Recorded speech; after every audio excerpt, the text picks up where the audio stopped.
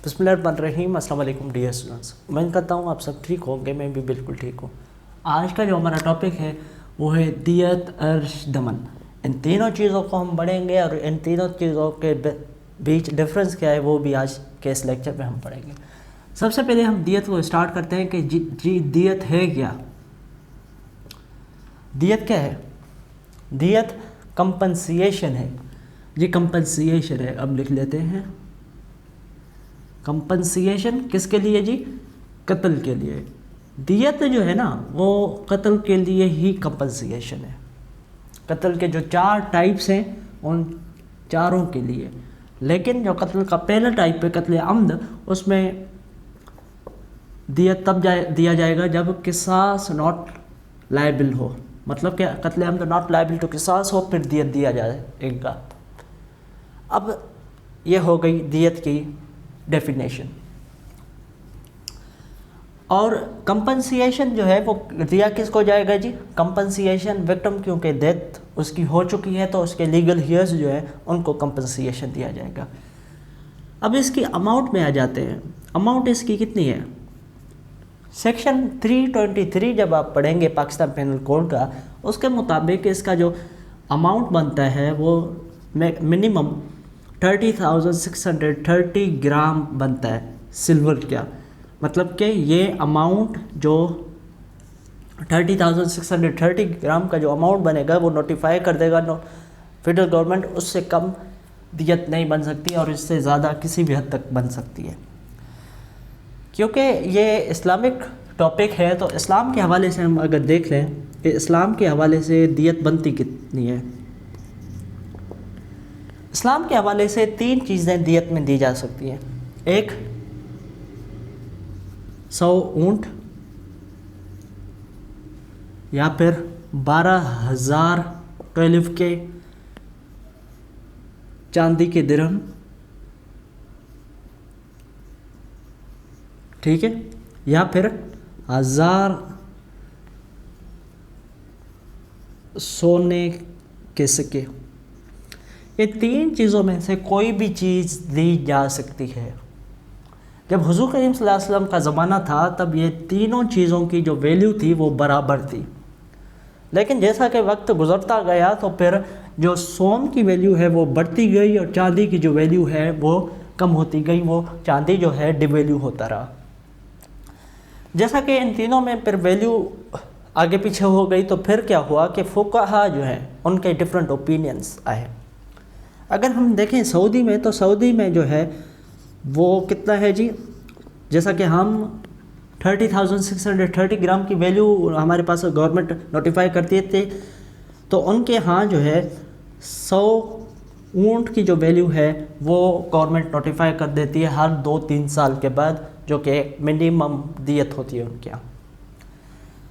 हमारे यहाँ 1990 में 1990 में ये कानून बना दियत के हवाले से। उसमें जो इस्लामी नज़रियाती काउंसिल है, काउंसिल ऑफ इस्लामिक आइडियोलॉजी, उनमें ये बहस हुई कि दियत की वैल्यू किस पे बुनियाद पे रखें। उनकी जो मेजॉरिटी व्यू था, मेजॉरिटी जो मेंबर्स थे, उन्होंने कहा कि सोने पे रखते हैं। किस पे रखते हैं? सोने पे रखते हैं। अच्छा, एक चीज़ मैं आपको बता दूँ कि उस वक्त में चांदी जो बन रही थी वो बन रही थी जी 75,000, जबकि सोना जो बन रहा था उस वक्त दियत वो बन रहा था 12 लाख। कितना डिफरेंस है? 75,000 और 12 लाख, कितना डिफरेंस है? 1990 की मैं बात कर रहा हूँ, 90s की मतलब के। ठीक है जी। मेजॉरिटी ने क्या कहा कि सोना रखते हैं, लेकिन ये मामला जब प्रेसिडेंट के पास गया, उन्होंने मेजॉरिटी ने व्यू तो ये था कि 12 लाख रखते हैं, मतलब कि सोना रखते हैं। लेकिन प्रेसिडेंट ने एग्री नहीं किया। प्रेसिडेंट ने कहा कि फिर ये मामला हुआ कि चांदी रखी गई और चांदी के 30,630 ग्राम ऑफ सिल्वर। देखें, हमारे यहाँ कानून में पनिशमेंट के कुछ थ्योरीज हैं जो कि मैंने आपको पढ़ा दी हैं। उसमें से एक थ्योरी था डिटरेंस थ्योरी, जो कि मतलब कि पनिशमेंट ऐसे ही रखी जाए जिसमें डिटरेंस हो। अब चांदी की जो वैल्यू बन रही है आजकल 30,000 की, वो कितनी बनती होगी? 60 लाख, 70 लाख। पहले ये 40 लाख थी। अब क्योंकि इन्फ्लेशन बढ़ा है, मे बी 60-70 हुआ होगा। ठीक है, अगर ऐसे सोने पे किया जाए या कैमल्स पे किया जाए तो ये ज़्यादा होगी। कैमल्स में ज़्यादा होगी, सोने में उससे भी ज़्यादा होगी। तो ये एक डिफरेंस होगी कि कोई भी उस सोसाइटी में किसी को दियत देना पड़ा तो उस सोसाइटी पर कोई और कत्ल नहीं करेगा, डिफरेंस होगा। लेकिन अफसोस कि हमारे वहाँ पर दियत इतनी कम रखी गई है। ठीक है जी, उसके बाद हम चलते हैं पेमेंट। अब दियत तो हो गई, लेकिन उसकी पेमेंट कैसे होगी जी? पेमेंट अगर देखें तो पेमेंट 331 सेक्शन जो पाकिस्तान पेनल कोड का है उसके मुताबिक लमसम में भी दी जा सकती है या फिर इंस्टॉलमेंट्स में भी दी जा सकती है। और ड्यूरेशन कितना है जी? फाइनल जजमेंट आ गया। फाइनल जजमेंट के 5 साल के अंदर जो है वो ये पे करना है। और अगर कन्विक्ट ने पे न किया तो वो जेल जाएगा तब तक जब तक वो पेमेंट नहीं करता। तीन सूरतों में वो जेल से निकल सकता है। कौन से 3 सूरतों में जी? एक सूरत के वो पेमेंट कर दे, दियत की जो भी अमाउंट है वो पेमेंट कर दे। दूसरी कि वो बेल में बाहर आए।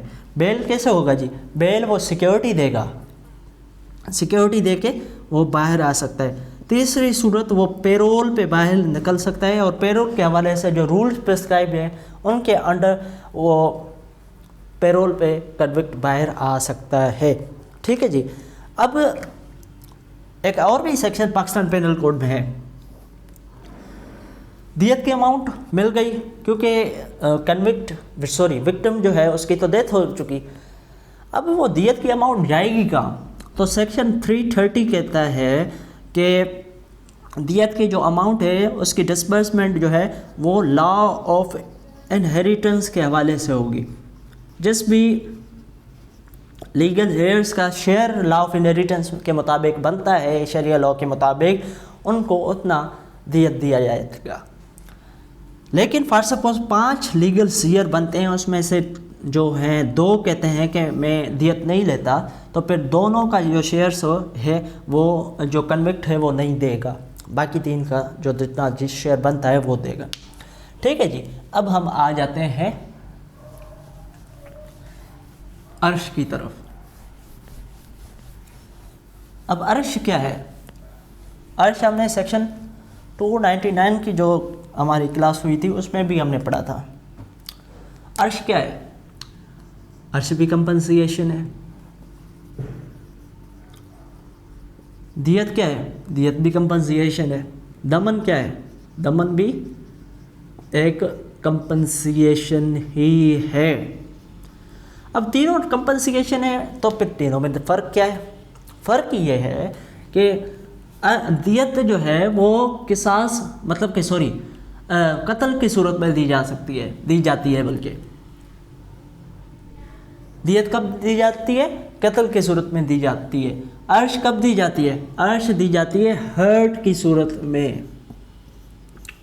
जब भी सजा हुआ हो, फॉर सपोज जैसे हर्ट के हम टाइप्स पढ़ेंगे जिसमें सजा वगैरह हुआ हो तो उसमें अर्श दी जाती है। ठीक है जी, सजाए दमीगा, सजाए अमा वगैरह। थर्डली, अच्छा कत्ल भी हो गया, हर्ट भी हो गया, तो दमन कहाँ जाता है? दमन उस सूरत में दिया जाता है जब कोई हर्ट जिसमें जो कि नॉट लायबल टू अर्श हो, तो फिर उस सूरत में दमन दिया जाता है। ठीक, ये आपने डिफरेंस समझा? अच्छा, अब हम आ जाते हैं ज़रा इस तरफ। अर्श क्या है? अर्श कंपनसेशन है जो कि फिक्स्ड है लेकिन डिपेंडेंट है। जी डिपेंडेंट किस पे है? Dependent upon दियत। दियत पे डिपेंडेंट कैसे है? आप पढ़ेंगे कि जैसा कि पनिशमेंट कोई होगा 5% ऑफ अर्श होगा, 5% ऑफ दियत। अब 5% ऑफ दियत, 5% जो है वो फिक्स्ड है। ठीक है, डिपेंडेंट दियत पे कैसे है कि 5% जो है वो दियत का 5%, अब दियत की वैल्यू जितनी भी बनती है उसका 5%, तो इट मीन्स कि वो फिक्स तो है लेकिन डिपेंडेंट है दियत पे। आ जाते हैं दमन की तरफ। दमन क्या है? दमन कंपनसेशन है। अब इसकी जो अमाउंट है वो कौन फिक्स करेगा? उसके अमाउंट डिटरमाइन करता है, फिक्स करता है कोर्ट। ठीक है जी, कोर्ट डिटरमाइन करता है कि कितना दमन दिया जाता है। अब कोर्ट कैसे डिटरमाइन करेगा? जो सर्कमस्टेंसेस देखता है। फॉर सपोज हर्ट पहुंचाए, अब हर्ट पहुंचाए तो कितना उसके इलाज में खर्च आया, कन्विक्ट की फिनंशियल पोजीशन भी देखी जाएगी, कुछ चीज़ें जो जहन में रख के दमन की अमाउंट जो है डिटरमाइन की जाएगी। तो इन तीनों में फ़र्क ये है कि मैंने आपको बता दिया है। मैं जस्ट आपको अब समराइज़ कर देता हूँ कि दियत कंपनसेशन है कत्ल की सूरत में, अर्श क्या है जी? अर्श कंपनसेशन है हर्ट की सूरत में, वो के जो कि फिक्स्ड है लेकिन डिपेंडेंट है दियत के ऊपर। दमन क्या है जी? दमन भी कंपनसेशन है हर्ट के लिए, लेकिन वो हर्ट के लिए जो कि नॉट लायबल टू अर्श हो। तो आज का लेक्चर हमारे यहाँ खत्म होता है, लेकिन अगर आपको कोई क्वेश्चन है तो मुझे कमेंट बॉक्स में कमेंट कीजिएगा। अगर आपको कोई टॉपिक समझना है वो भी मुझे आप कमेंट बॉक्स में रिकमेंड कर सकते हैं। Thank you very much. Allah हाफ़िज़।